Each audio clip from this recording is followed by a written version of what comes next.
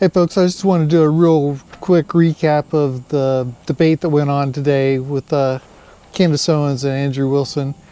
And my take on it, by far, Candace won. Andrew just wasn't prepared. He was attempting to use the same tactics he did for his typical people that he debates against. Not even debates, he demeans, you know, those OnlyFans girls that he can just put down. And it didn't work because Candace is quite articulate and very knowledgeable about everything, and this just proved it. But I just made some notes, and I just wanted to go over some of the various things that I picked up on during the debate, and I just want to know what you guys think about this as well. So Andrew claimed that after firing the round out of the barrel that it could possibly leave previous dust and debris in the barrel. I don't know if you've ever shot firearms, and that's just not possible because it truly does clear out whatever's in there before. So while there may still be some gunpowder residue, the fact that there's dust in it as well, I just don't see it as being that way. It truly couldn't occur like that.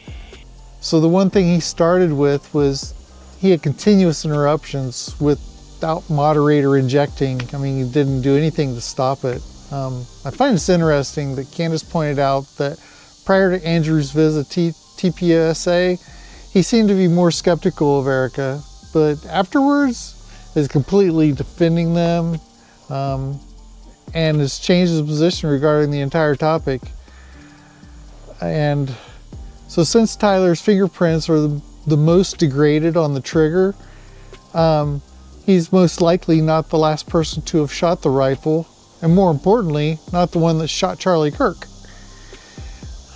So Andrew says that he's basing his position on evidence, and it is overwhelming, yet the prosecution hasn't provided any actual evidence, and so he's overwhelmed simply by what's been said, not what's been shown as proof.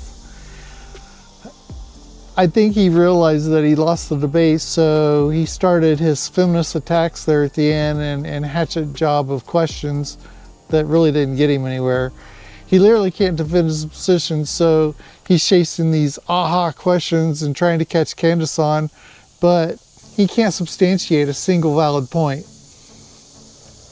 So I noticed that when he was speaking, he could barely, if at all, look at Candace when he was responding. He was always looking off, and there would be an occasional glance, but that was it.